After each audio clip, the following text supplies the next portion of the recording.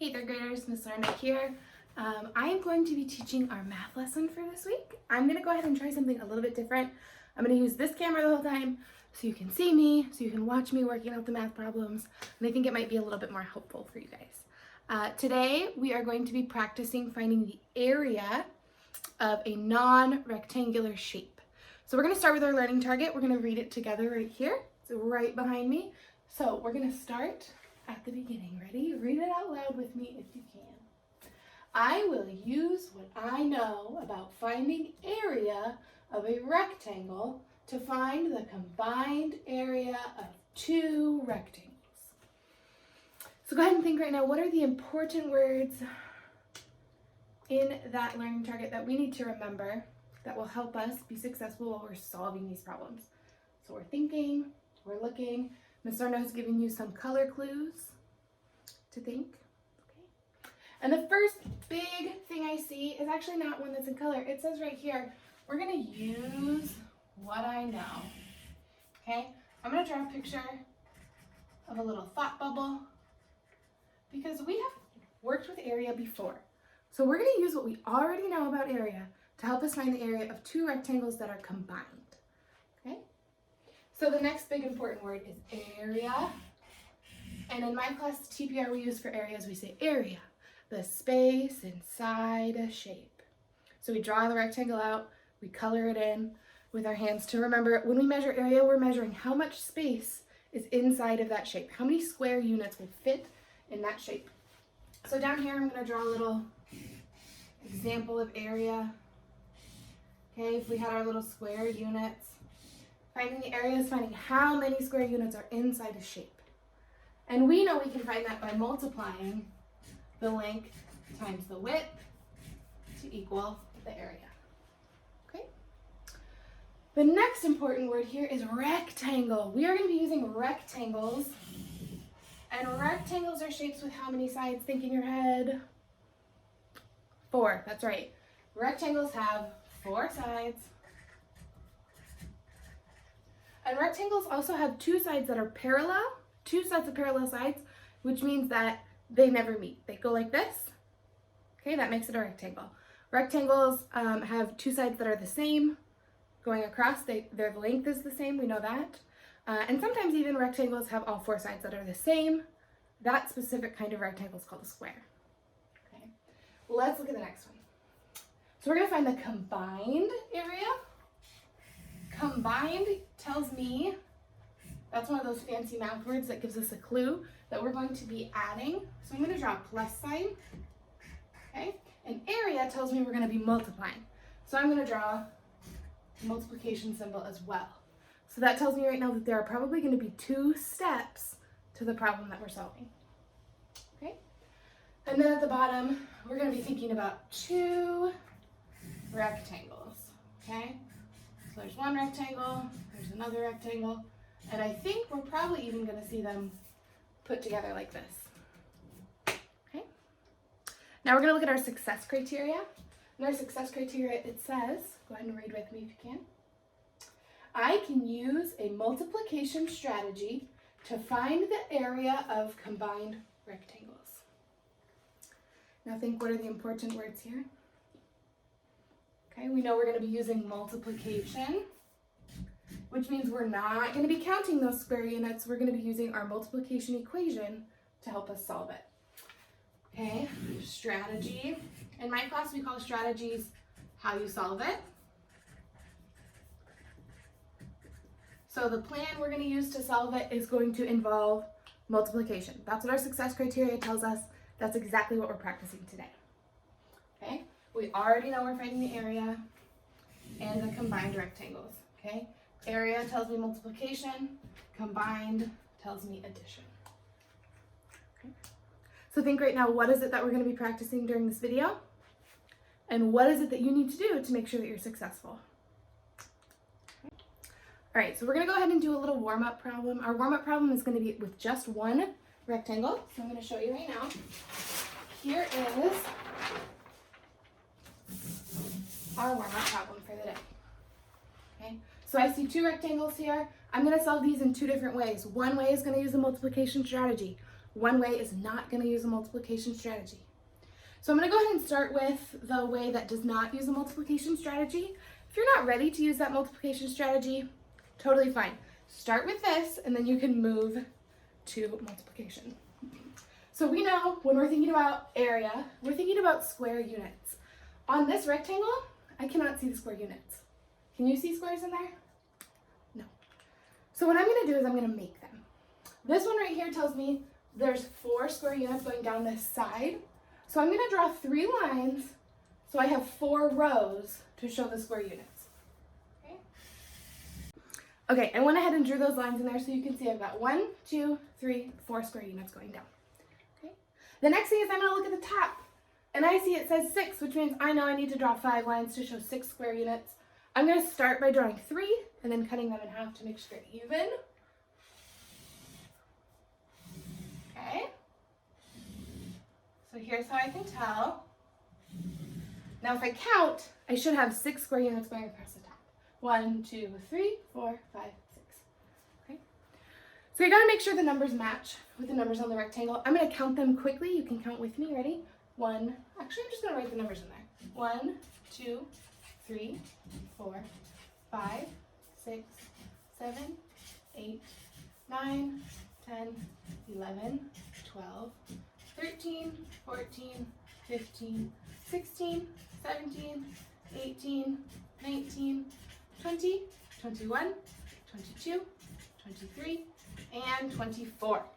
So that tells me right now that the area of this rectangle is 24 square units. So I'm going to write A equals 24 square units. Okay, and if I look at this, I can see if I think about arrays, I've got 4 equal groups of 6.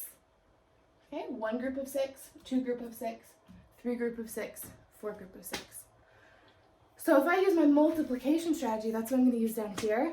I know I can multiply the 2 sides together. So I'm going to multiply 6 times 4.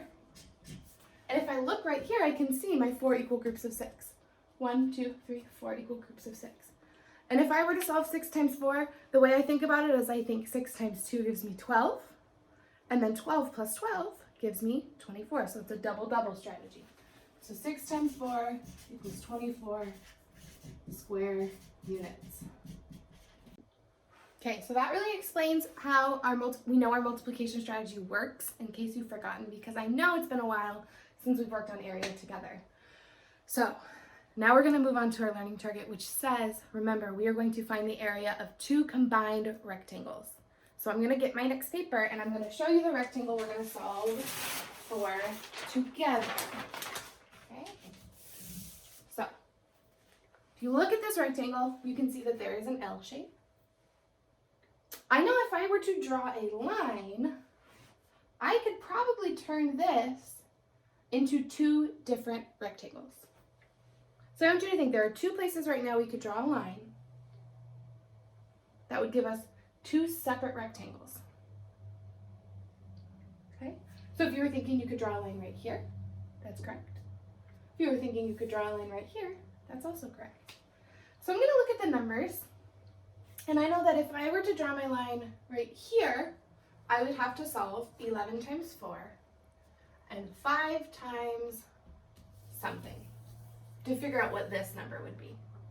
If I were to draw my line here, I would be solving 5 times 7 and 4 times something.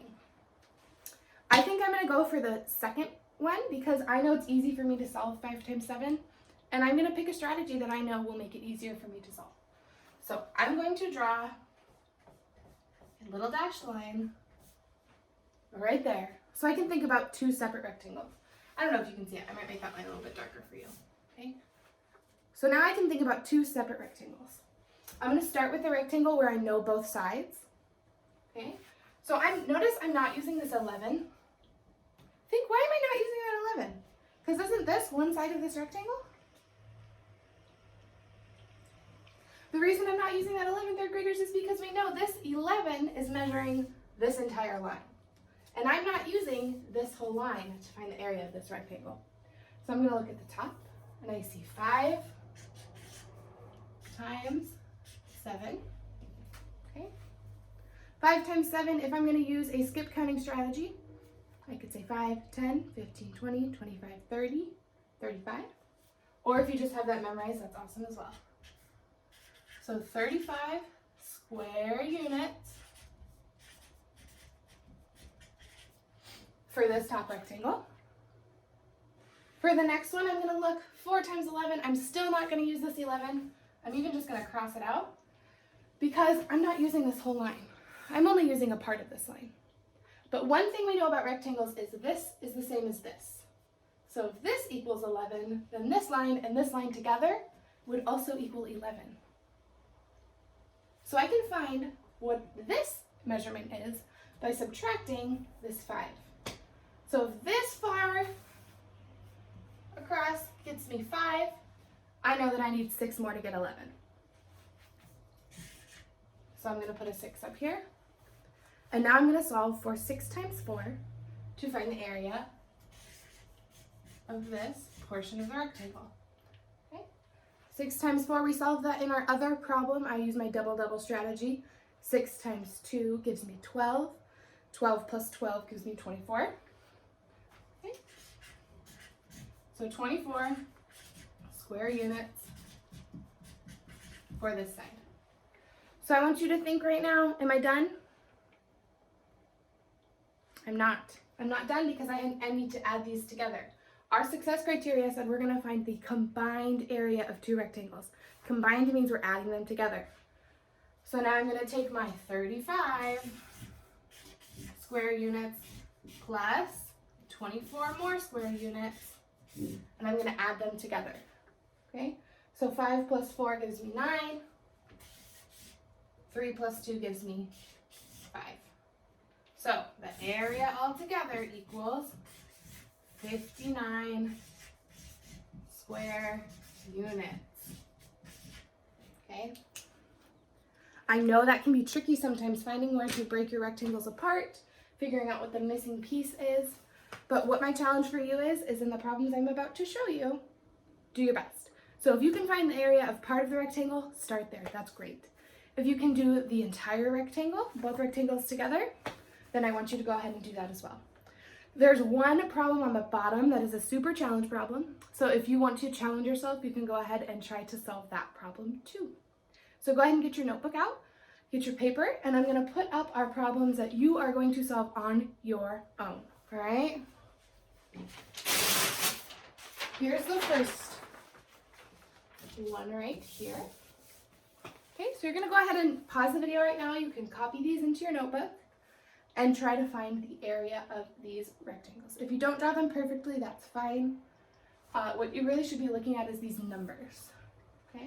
And I'm going to give you a hint on this first one of where I would draw the line if I was trying to solve this problem. I know 6 times 2 is pretty easy to solve. So I would put my line right here. That's what I would do. If you wanted to, you could also put your line here. You could solve 10 times 4. That's pretty easy as well. Okay? Either way, you can make your line here or here. On this one, you can make your line here or here. Okay? And then this is our challenge problem where there's actually 3 rectangles to find the area of all together. So, thank you so much for showing up and participating in your learning this week, 3rd graders. If you need help with this area, feel free to come to our office hours, to Miss Sim, Miss Mortensen, or my office hours. You could go to Miss Choi's office hours. She's helping with some math stuff. We are here to help you if you need it. Remember, we're practicing area. Keep doing it. Keep using what you know to help you solve these problems. These problems take some good math thinking, and I know that you can do it. All right, I hope you guys have a good week, and I will see you guys next week.